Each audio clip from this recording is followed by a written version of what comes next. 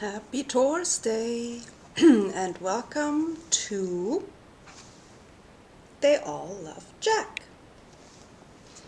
Today I'm reading 3 pages of the 3rd chapter with the title The Mystic Tie.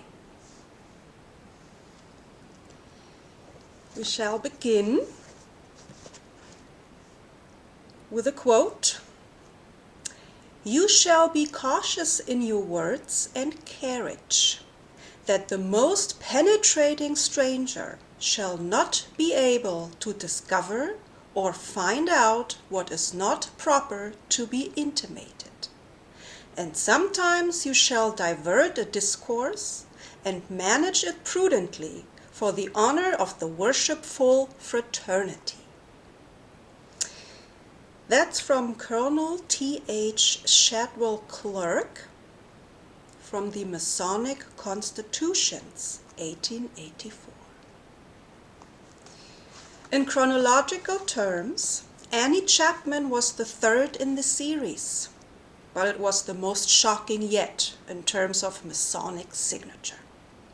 Mrs. Chapman was a 47-year-old nothing with progressive lung disease that would probably have killed her if the Ripper hadn't.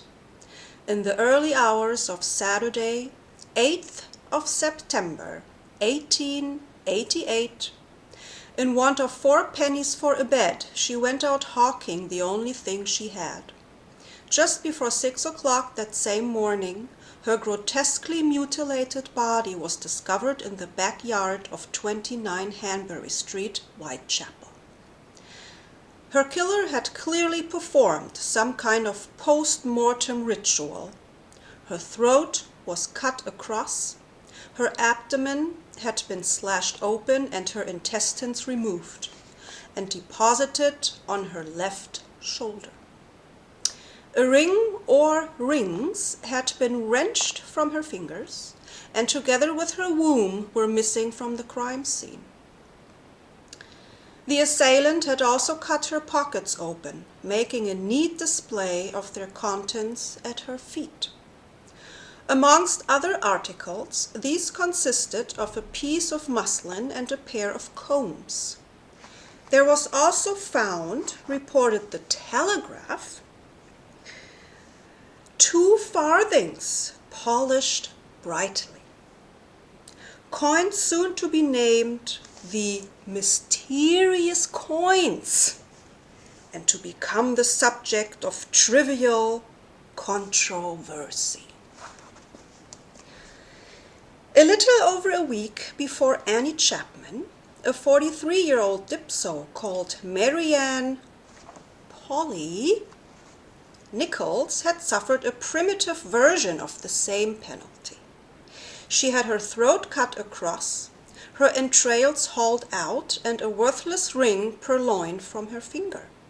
It is very probable that her murderer took it. As has been mentioned, the removal of metal is axiomatic in Masonic ritual. Whatever he or she has about him made of metal is taken off. Order the statutes of lodge initiation, as buckles, buttons, rings, boxes, and even money in his pocket is taken away. No chance of any leap in forensic thinking there, then? It seems worth thinking. It seems worth thinking about to me, particularly in the context of Scotland Yard's comic mantra, "No clue too small."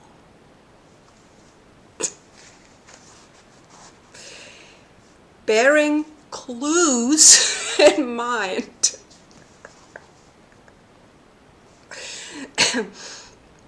and as a consideration, is it not possible that the assassin was indulging in some kind of post-mortem compulsion that dictated entrails on a shoulder on the removal of metal?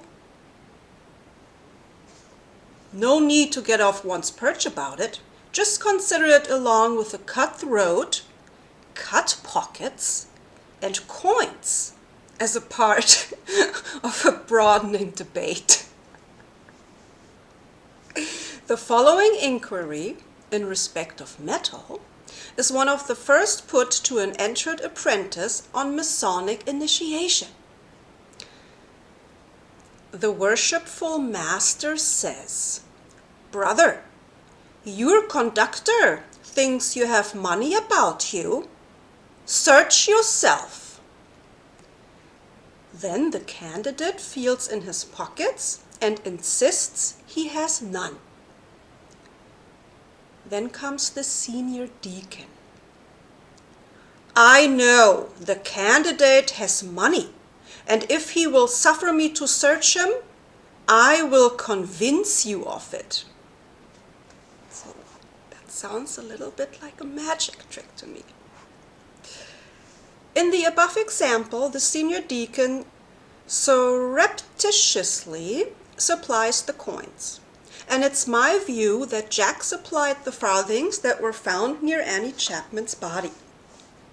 Although these coins were described in contemporary press reports, a stalwart voice with special historic insight raises conjecture. Boss ripperologist Mr. Philip Sugden denies that they were there, citing Dr. Phillips, who conducted the autopsy, as impeccable support for this argument. Because neither Phillips nor Inspector Chandler mentions coins at the inquest, hey presto, they couldn't have been there. But Bro Dr. Phillips is no more reliable than Bro McLeod, and both occasionally suffer the tribulations of amnesia. Memory loss is a shared phenomenon among certain Masons that will grip the corporate brain as we progress with this narrative. In the meantime, if the metaphor can be forgiven, I'd like to argue the toss of these coins in a later chapter, leaving the politics of metal until then. On Wednesday, the 26th of September, 1888, presiding over Chapman's inquest, the coroner, Mr. Wynne Baxter, said this: But perhaps nothing was more noticeable than the emptying of her pockets and the arrangement of their contents with business-like precision in order near her feet.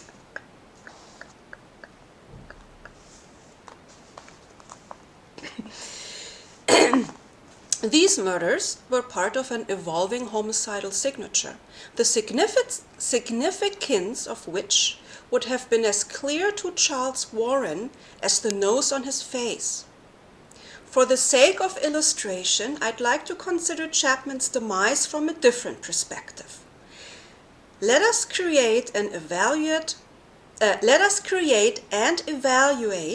an alternative battery of mutilations.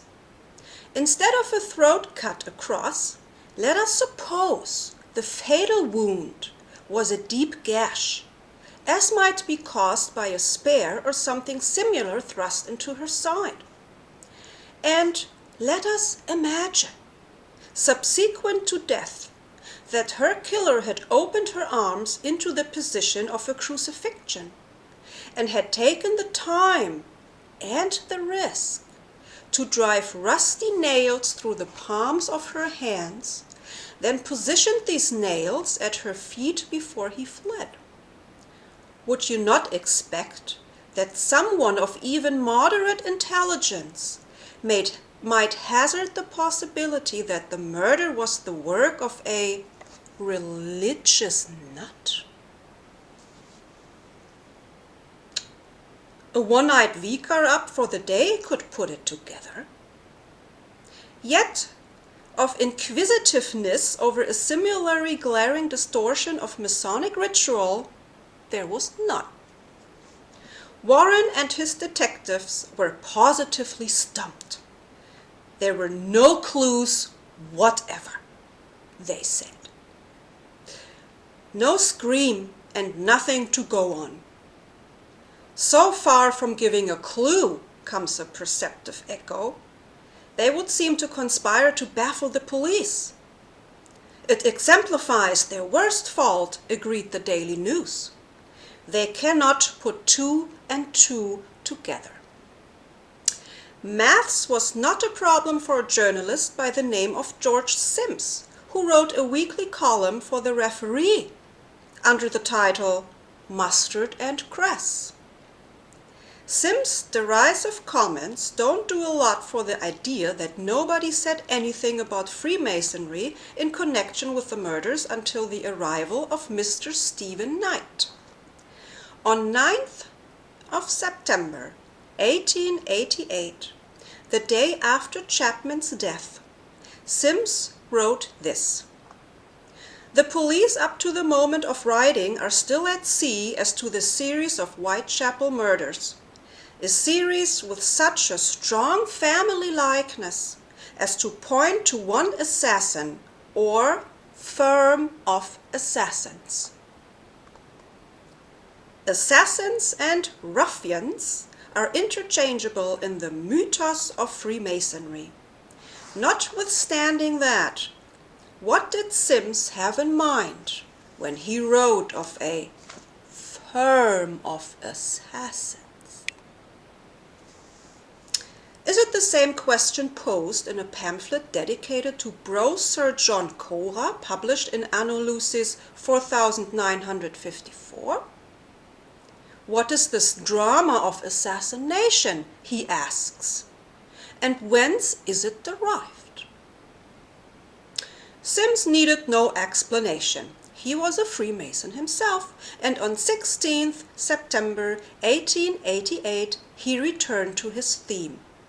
The police may be playing a game of spoof, swindle, humbug, or fraud, according to the Oxford English Dictionary. But the fact remains that in no suggestion made by the authorities up to the present is the slightest technical knowledge of the specialty of the Whitechapel atrocities shown. Bro Sims doesn't elucidate what he means by specialty, but that didn't prevent him adding a bit of cynical doggerel to underline his drift.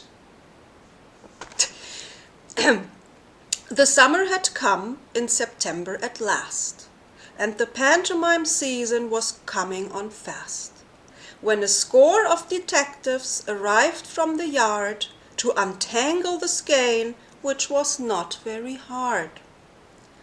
It puzzled the bar, it puzzled the bench, it puzzled policemen, Dutch, German, and French, but it was clear as a pikestaff to all London tecs. Who to see through a wall didn't want to wear specs? Clear as a pikestaff it was. To Bro Sims, as it is to me. But the Metropolitan Police didn't want to see anything through spectacles or anything else. Warren and his tecs would have been nothing worth investigating if they'd been staring at the Ripper in action through an open window. Yeah. That was it. Thank you. See you later.